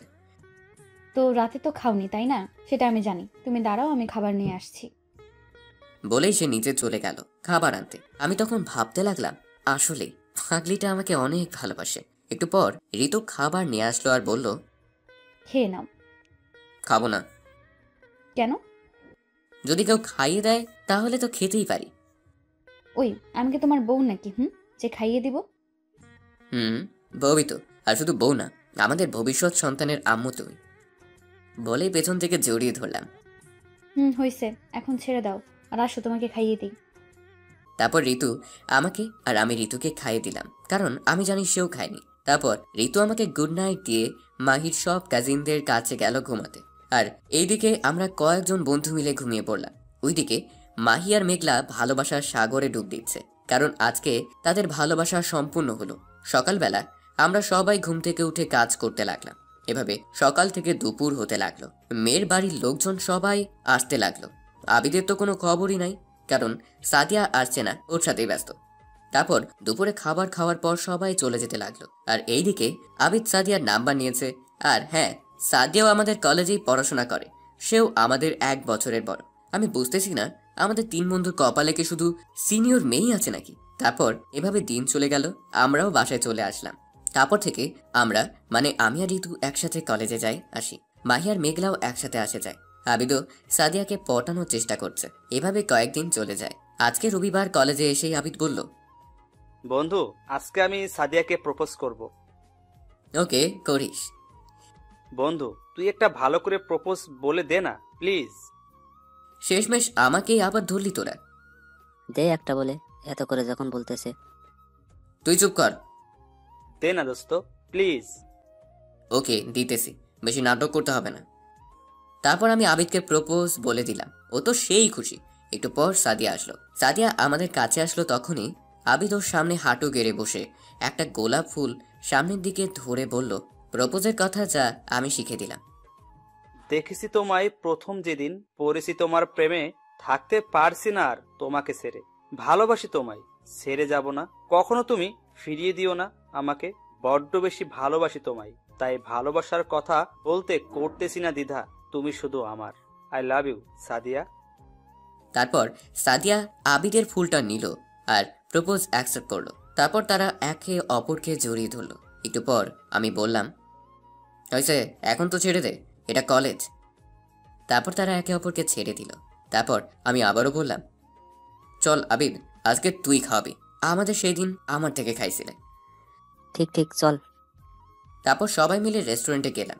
সেখান থেকে খাওয়া দাওয়া করে সবাই যার যার জিএফ নিয়ে ঘুরতে বের হলাম। ওরা ওদের মনে চলে গেল, আর আমি আর ঋতু আমাদের মতো এভাবেই সন্ধ্যার সময় বাসায় আসলাম। বাসায় আসতে মা ডাকছিল, তাই ওনার রুমে গেলাম। তখন মা বলল, দেখো তো ঋতুর জন্য ছেলেটা কেমন হবে। না দেখেই বললাম, বাদ দাও না, আমাকে এইসব দেখাচ্ছ কেন? তোমরা যা হয় করো। আরে একবার তো দেখো, তুই তো ঋতুর একটা ভাই, তাই না? তারপর মায়ের জোড়াজুড়িতে আমি ছবিটা দেখলাম, আর দেখেই আমি হা হয়ে গেলাম। একবার ছবির দিকে তাকাচ্ছি তো একবার মায়ের দিকে তাকাচ্ছি। মা দেখি হাসতেছে। তখন মা বলল, কি ভেবেছিস আমরা কিছু বুঝি না? আর সুইটি আমাদের সবই বলেছে। আরে গাধা, তুই না বললেই কি, আমরা তোর সাথেই ঋতুর বিয়ে দিতাম, আর সেজন্যই তো ঋতুকে আমাদের এখানে আনছি। কি? হুম। মা সেটা ঠিক আছে, কিন্তু ঋতুকে এসব বলবে না, ওকে? কেন? সারপ্রাইজ দিব। ওকে। আমি আর কিছু না বলে ঘরে চলে আসলাম। এসে ফ্রেশ হয়ে ঋতুর রুমে গেলাম। দেখলাম ও মাত্র ফ্রেশ হয়ে এসে আয়নার সামনে বসে আছে। আমি চুপি চুপি ওর কাছে গেলাম আর পেছন থেকে ওকে জড়িয়ে ধরলাম। আর ও কেঁপে উঠল আর বলল, কে কে? আমি তোমার পিচ্চি হবু বর গো। ভয় পাইছো নাকি? ভয় পাবো না কেন? এভাবে হুট করে কেউ জড়িয়ে ধরে? সরি, কিন্তু কি করব বলো, তোমাকে দেখলে নিজেকে যে সামলাতে পারি না। তাই তো মশাই, আমাকে যদি পেতে চাও তো শাশুড়ি মা থুকু মামিকে আমাদের ভালোবাসার কথা বলতে হবে না। না থাক, বলবো না মাকে। কেন? বলে আর কি হবে বলো, বিয়ে তো আর দিবে না। তার চেয়ে বরং তোমার যার সাথে বিয়ে দিতে চায় তাকেই বিয়ে করো, সুখে থাকবে। তুমি এসব বলতেছো? কেন? তুমি জানো না আমি তোমাকে কত ভালোবাসি, আর তুমি কি না ভালো? তুমি চাও তো সবাই যাকে বলবে তাকে বিয়ে করি? আচ্ছা তাই হবে। এই বলে কিন্তু কান্না করতে করতে চলে যেতে লাগলো। তখন আমি পেছন থেকে ওর হাত ধরলাম আর এক ঝাটকায় নিজের কাছে নিয়ে এসে জড়িয়ে ধরে বললাম, এত সহজে আমার ভালোবাসাকে ছেড়ে দিব নাকি? না, নিতে চাইলেও দিতেই হবে, কারণ তুমি তো এটাই চাও। আমি কি চাই সেটা পরে বলছি, তার আগে এই ফুলটা নাও আর একটা খুশির খবর শোনো। তারপর আমি ওকে ছেড়ে দিয়ে ওর সামনে হাঁটু গেড়ে বসে বললাম, হ্যাপি রোজ ডে আমার পাগলি। আর খুশির খবর হলো মা নিজেই চায় তোমাকে ছেলের বউ করতে। আর এই খাবার টেবিলে আমার কথাই বলেছিল, কিন্তু আমরা বুঝিনি। এটা বলার সাথে সাথে ঋতু আমার হাত থেকে ফুলটা নিল আর আমাকে জড়িয়ে ধরে কান্না শুরু করে দিল। বুঝি না মেয়েরা এত কান্না করে কিভাবে। আমাকে তো পিটাইলেও এক ফোঁটা পানি বের হয় না। তারপর আমি তাকে বললাম, এই পাগলি, কান্না করতেছো কেন? জানো আমার কতটা কষ্ট হয়েছিল যখন তুমি ওসব বলেছিলে? আহারে শয়তান পাজি। কি করছো? মারছো কেন? লাগছে তো। লাগুক, আমার বর আমি মারবো, আবার আমি তার সেবা করব। তোমার কি? তাই না? তাই। দাঁড়ো, মজা দেখাচ্ছি। বলে ওকে আরো শক্ত করে জড়িয়ে ধরলাম। তখনও বলল, কি করছো? ছাড়ো, ব্যথা পাচ্ছি তো। পাও আমার বউ, আমি বুঝবো। তাই না? আর কিছু বলতে দিলাম না, তার আগেই বুঝতেই তো পারছেন 5 মিনিট পর ওকে ছেড়ে দিলাম। ও তখন বলল, এভাবে কি কেউ কিস করে? আর একটু হলে তো মরেই যেতাম। মরবে না গো। যাই হোক, শোনো না। বলো। চলো না, আজকে তো রোজ ডে, কোথাও থেকে ঘুরে আসি বিকেলে। ওকে। Thank you. হয়েছে, আর ঢং করতে হবে না। কি বললি? আমি ঢং করতেছি? আমাকে আর পাইকে এক দৌড়ে আম্মুর কাছে চলে আসছি। মা দেখো, শাকচুনি টাকা মারতে আসছে। মারবো না কি করবো? তুই আমাকে ঢং করার কথা কেন বললি? আর এখন আবার শাকচুন্নি বলতেছিস? তোকে তো আজ আমি খেয়েই ফেলবো। এই এবার থাম, তোরা অনেক ঝগড়া করেছিস। মা তুমি তো জানো আমি কত ভালো ছেলে। জানি তো, এমন ভালো যে মায়ের কাছে ভালোবাসার মানুষের কথা বলতে শরম পাই। মা ভালো হচ্ছে না কিন্তু। ঠিকই বলেছ মা, না মানে মামি। মামি বলতেছিস কেন? মাটাই তো ভালো ছিল। কয়েকদিন পরেই তো তুই আমার ছেলের বউ হবি। ওকে মা। তারপর ঋতু মাকে জড়িয়ে ধরলো আর আমার দিকে তাকালো। আমি তখন ইশারা করে বললাম, আমাকেও একটু জড়িয়ে ধরো। তখনও হাসতে লাগলো। তাই আমি ঘরে চলে আসলাম, এসেই শুয়ে পড়লাম। তারপর দুপুর হয়ে গেল, আমি উঠে গোসল করলাম। একটু পর রীতি এসে ডেকে গেল খাওয়ার জন্য। তারপর নিচে গেলাম খাবার জন্য। খাবার টেবিলে বসলাম আমি আর আমার সোজা ঋতু। আমার মাথায় একটা শয়তানি বুদ্ধি আসলো। তা আমি টেবিলের নিচ দিয়ে ঋতুর পায়ে সুরসুরি দিতে লাগলাম।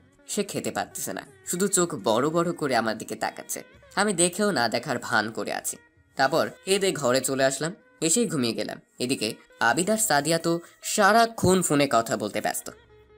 হ্যালো জানু, শোনা বলো। কি করো বাবু? বসে আছি, তুমি কি করো? আমিও।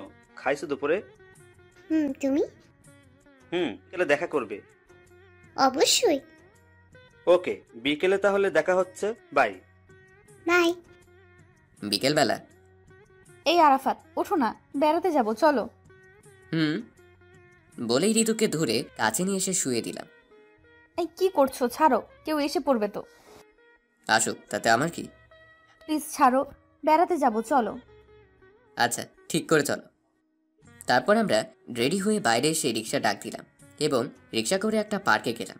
ওমা, গিয়ে তো আমরা অবাক যে আবিদ সাদিয়া ওরা বসে প্রেম করতেছে, আর আবিদ সাদিয়ার কোলে মাথা দিয়ে শুয়ে আছে।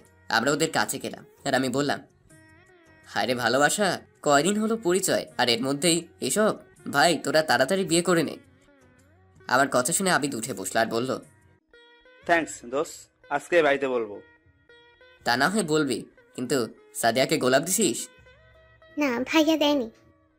কি আবিদ? আরে রাগিস কেন? দেইনি, তুই আসবি বলে তোর সামনেই দিমু, আর এখনই দিচ্ছি, দাঁড়া। ওই শালা, আমার দোহাই দিচ্ছিস বলেই কেলানি দিলাম। তারপর আবিদ সাদিয়াকে গোলাপ দিল, সাদিয়া ওকে জড়িয়ে ধরলো আর ওরা 4 ঠোঁট এক করে দিল। একটু পর আমি বললাম, ভাই এখানে আমরাও আছি রে, একটু তাকাস। আমার কথা শুনে ওরা একে অপরকে ছেড়ে দিল। তারপর সবাই মিলে ফুচকা খেতে গেলাম। ঋতু বলল ঝাল কম, একটা বেশি। তারপর বামা ফুচকা দিল, আমি এক পিস মুখে দিলাম আর সাথে সাথে আমার মুখ লাল হয়ে গেল। এই কি হয়েছে? ঝাল। মামা, ওটাতে ঝাল আসলো কেমনে? ভুলে চলে গেছে মনে হয়। পানি দেন। পানি তো নাই আপা, শেষ হয়ে গেছে। কি? আর এদিকে আমার ঝাল কমছেই না, তাই ঋতু আর কোনো কিছু না বুঝে আমার ঠোঁটের সাথে ওর ঠোঁট মিলিয়ে দিল। আবিদ সাদিয়া তো অবাক হয়ে দেখতেছে আর হাসতেছে। একটু পর ঋতু আমাকে ছেড়ে দিয়ে বলল, এবার কি ঝাল কমছে? তখন আবিদ বলে উঠল, হায় রে বন্ধু, এমন ঝাল বেশি যদি আমার ফুসকাতেও হতো তাহলে কতই না ভালো হতো। তারপর আমরা শরমে আর কোনো কথা বলতে পারলাম না। এভাবে আমরা সবাই মিলে ঘুরে বাড়িতে চলে আসলাম। এসে আমি শুয়ে পড়লাম। একটু পর আবিদ ফোন দিয়ে বলল, হ্যালো। বল। দোস্ত, কাম তো হয়ে গেছে। কি কাম? সামনের 9 তারিখে তো আমার বিয়ে। কি? অভিনন্দন। ধন্যবাদ, বাই, পরে কথা হবে। ওকে, বাই। ঋতু ডাক দিল, তাই খাবার জন্য নিচে গেলাম। তারপর সবাই মিলে খেতে শুরু করলাম। হঠাৎ আব্বু বলে উঠল, প্রেম তো ঠিকই করিস, সেটা বলতে পারিস না? না মানে আব্বু। থাক, বাদ দে। আর শোন, আগামী 14 তারিখ তোর বিয়ে। আমি তো আব্বুর কথা শুনে অবাক হয়ে গেলাম আর বললাম, কি? অবাক হচ্ছিস কেন? না কিছু না। ঠিক আছে। তারপর আমি আর কোনো কথা না বলে খাবার শেষ করে ঘরে চলে আসলাম। একটু পর ঋতুও আসলো, এসে বলল, কি মশাই, কেমন লাগলো আব্বুর কথা? তখন পিছনে তাকালাম আর ওর কাছে গিয়ে ওকে পেছন থেকে জড়িয়ে ধরলাম। এই কি করছো? ছাড়ো, কেউ চলে আসবে তো। কেউ আসবে না, সবাই খেয়ে দিয়ে ঘুমোতে গেছে। তাও ছাড়ো। সত্যি ছেড়ে দিব তো? সাহস থাকলে ছেড়ে দিয়ে দেখা। আরে রাগ দেখাও কেন, আমি তো মজা করছিলাম। এই শোনো। কি? কালকে আবিদের গায়ে হলুদ, পরের দিন বিয়ে। কি? একটু আগে ফোন করছিল। তাহলে ওদেরও একটা ব্যবস্থা হয়ে গেল। আর আমরা কেউই সিঙ্গেল থাকবো না। মশাই, এবার ছাড়েন, আপনিও ঘুমান আর আমিও ঘুমাতে যাই। না, আজকে তুমি আমার সাথে থাকো। ইস, শখ কত! আর তো কয়েকটা দিনই, তারপর তো আমরা এক হয়ে যাব। আমার যে আর এই কয়দিনই যাচ্ছে না। হয়েছে, এখন ঘুমাও। সকালবেলা? এই আরাফাত, ওঠো, সকাল হয়ে গেছে। কি করতেছো? ওঠো। আরে বাবা, উঠতেছি। এত রাগ দেখাও কেন? কালকে যে বললে আবিদের গায়ে হলুদ, আজকে তো আবিদ তো তোমাকে নিতে আসছে। কি? ওকে ওকে উঠতেছি। তারপরও নিচে চলে গেল আর আমি উঠে ফ্রেশ হয়ে নিচে গেলাম, দেখি আবিদ বসে আছে। কিরে তুই এখানে? আসতেই হলো তোর বাড়িতে দাওয়াত দিতে আর তোকে আর ঋতুকে নিতে। আচ্ছা বুঝলাম। এখন চল। আন্টি আপনারা কিন্তু অবশ্যই আজকে বিকালে যাবেন। তারপর আমরা সবাই মিলে চলে গেলাম। আমি জানি কি জন্য নিতে আসছে, মার্কেটে যেতে হবে যে। একটু পর আমরা সবাই মিলে একটা মার্কেটে চলে আসলাম। ওমা, এসে দেখি মাহি, মেঘলা, সাদিয়া সবাই দাঁড়িয়ে আছে। আমরা ওদের কাছে যেতেই, কিরে এতক্ষণ লাগে তোদের আসতে? আর বলিস না, মেয়েদের সাজাতে কতক্ষণ লাগে জানিস না? ওই এখন আমার দোষ তাই না? আমি সাজতেছিলাম, তুমি যে ঘুমিয়েছিলে তার বেলা। আচ্ছা বাদ দাও, চলো সবাই ভেতরে। তারপর সবাই মিলে বিয়ের মার্কেট করে বাসায় চলে আসলাম, কারণ বিকেলে আবার গায়ে হলুদ। তারপর বাসায় আসার সময় বলে আসলাম 14 তারিখ আমার আর ঋতুর বিয়ে। সবাই অভিনন্দন জানালো। তারপর বাসায় চলে আসলাম। বাসায় এসে গোসল করে খাওয়া দাওয়া করলাম, তারপর ঘুমিয়ে গেলাম। আসলে আমার শরীরটা খারাপ লাগতেছে, তাই আর ওর বাড়ির কোনো কাজে গেলাম না। বিকেলে তাড়াতাড়ি করে আমি আর ঋতু ওদের বাড়িতে চলে গেলাম। বাবা মা আজকে নাকি যাবে না। তারপর থেকে আমিও টুকটাক কাজ করতে লাগলাম। এভাবে সন্ধ্যা হয়ে গেল, আর তারপর থেকে গায়ে হলুদের অনুষ্ঠান শেষ হলো। রাতে আমরা আর বাড়িতে আসলাম না। পরের দিন সকালে তাড়াতাড়ি ঘুম থেকে উঠে আমরা সবাই কাজ করতে লাগলাম। তারপর দুপুর প্রায় হয়ে গেল, আমরা বর নিয়ে চলে গেলাম সাদিয়াদের বাসায়। তারপর বিয়েটা হয়ে গেল, সবাই বউ নিয়ে চলে আসলাম। রাতে আমি আর মাহি মিলে অনেকক্ষণ আবিদের সাথে মজা করে বাসর ঘরের কাছে আসলাম। এসে দেখি ভাবিরা দাঁড়িয়ে আছে। তারপর তাদের কোনো মতে বুঝিয়ে আবিদকে ঘরে ঢুকিয়ে দিলাম। তারপর কি হলো আবিদ আর সাদিয়া জানবে, কারণ আমি তো ভিতরে যাইনি, তাই বলতে পারবো না। শুধু এতটুকু জানি ওরা সুখের সাগরে ভাসতেছে। এভাবে কয়েকদিন চলে, আর 2 দিন পর আমার বিয়ে ভাবতেই আমার কেমন জানি লাগতেছে। তারপর আমি মাহি আর আবিদের বাসায় চলে গেলাম। তারপর ওদের বাসায় সবাইকে দাওয়াত দিতে ওদের নিয়ে চলে আসলাম মার্কেটে। সাথে ঋতু, সাদিয়া, মেঘলাও ছিল। তারপর সবাই মিলে মার্কেট শেষ করে বাসায় চলে আসলাম। ওদের বললাম কালকে তাড়াতাড়ি চলে আসতে, কারণ বিকেল আমার গায়ে হলুদ। বাসায় আসতে আসতে বিকেল হয়ে গেল, তাই এসে গোসল করে খাওয়া দাওয়া করে ঘুমিয়ে পড়লাম। রাতে ঋতু ডাকলো খাওয়ার জন্য, তাই ঘুম থেকে উঠে নিচে গেলাম খাওয়ার জন্য। তারপর আমি রুমে আসলাম, জানি ঋতু আসবেই, তাই দরজার পিছনে লোকালাম। ঠিক একটু পর ঋতু আসলো ঘরে। যেই না সে ঘরের ভিতর পা দিয়েছে, আমি পেছন থেকে দরজা বন্ধ করে দিছি। ওরও সেই ভয় পাইছে আর বলতেছে, এই কি করতেছো? দরজা বন্ধ করলে কেন? দরজা খুলে দাও। চুপ, কোনো কথা নয়।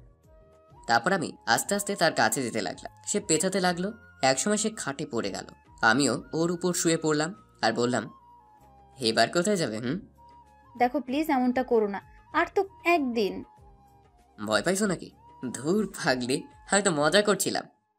ভয় পাবো না? এরকম মজা কেউ করে? আচ্ছা সরি। তাড়াতাড়ি ঘুমিয়ে পড়ো। বলেও চলে গেল আর আমি ঘুমিয়ে পড়লাম। পরের দিন সকালে ঋতু এসে আমাকে ডাক দিল। আমি ঘুম থেকে উঠে ফ্রেশ হয়ে নিচে গিয়ে দেখি বাড়িটা সুন্দর করে সাজানো হয়েছে। মাহি আর আবিদকে দেখলাম খুব কাজ করতেছে। আমার তো কোনো কাজ নাই। এভাবে সন্ধ্যা হয়ে গেল আর গায়ে হলুদের অনুষ্ঠান শুরু হলো। আমরা সবাই খুব মজা করলাম। রাতে আমি আর ঋতু, আবিদ আর সাদিয়া, মাহি আর মেঘলা সবাই মিলে খুব নাচ করলাম। আসলে এই তো আমাদের এখানে থাকছে, তো তাই এখান থেকেই বিয়েটা হচ্ছে। তারপর সবাই যার যার মতো করে ঘুমিয়ে পড়লাম। পরদিন সকালে তাড়াতাড়ি ঘুম থেকে উঠলাম, কারণ আজকে আমার বিয়ে। তারপর ফ্রেশ হয়ে ঋতুর রুমে গেলাম। দেখলাম কয়েকজন মিলে ঋতুর সাথে মজা করছে। আমাকে দেখে একজন বলল, আরে দুলাভাই যে আসেন, বউকে ছাড়া মন ছটফট করছিল বুঝি। বাকিরাও হাসতে লাগলো। কোনো কথা বললাম না, সোজা নিচে চলে আসলাম। তারপর দুপুর হয়ে গেল, আমাদের বিয়েটাও হয়ে গেল। এখন শুধু ভাবতেছি রাত কখন হবে। তারপর রাত হয়ে গেল, কিন্তু মাহি আর আবিদ আমাকে নিয়ে ছাদে গেল। বলতেছে চল আড্ডা দিব। আমি আগেই জানতাম এরা এমনই করবে, কারণ আমিও যে ওদের সাথে এমনটা করেছি। রাত 1টা বাজবে এমন সময় আব্বু আসলো। এসে বলল, কিরে ঘরে বউ রেখে এখানে কি করিস? যা ঘরে যা। আঙ্কেল, অনেকক্ষণ থেকে আমরাও বলছি, শুনছে না। দিল একটা বাস জায়গা মতো। তারপর আমি আমার বাসর ঘরের সামনে দাঁড়িয়ে আছি। ভিতরে যেতে কেমন জানি লজ্জা করতেছে। তারপর কোথা থেকে ভাবিরা আর ওই হারামি দুইটা এসে ধাক্কা দিয়ে ঘরে ঢুকিয়ে দিল আর বলল, সাবধানে বিড়াল মারিস। তারপর আমি ভিতরে ঢুকে দরজা বন্ধ করে দিলাম। ঋতু এসে আমার পা ধরে সালাম করলো আর বলল, যাও ওযু করে আসো, 2 রাকাত নামাজ পড়বো। তারপর আমি অজু করে আসলাম। তারপর নামাজ পড়লাম এবং ওখান থেকে ঋতুকে কোলে করে বিছানায় নিয়ে গেলাম। তারপর ওকে শুয়ে দিয়ে 4 ঠোঁট এক করে দিলাম এবং আমি ঋতুর বুকের উপর থেকে শাড়ির আঁচল থেকে দিয়ে ওর বুকে মুখ ডুবিয়ে দিলাম। হয়েছে, অনেক পড়ছেন, আমাদেরও তো শরম বলতে কিছু আছে নাকি? আর এভাবেই আরাফাত আর ঋতু ভালোবাসার সাগরে ভাসতে লাগলো, কারণ তাদের ভালোবাসা আজকে পবিত্র বন্ধনে আবদ্ধ হলো।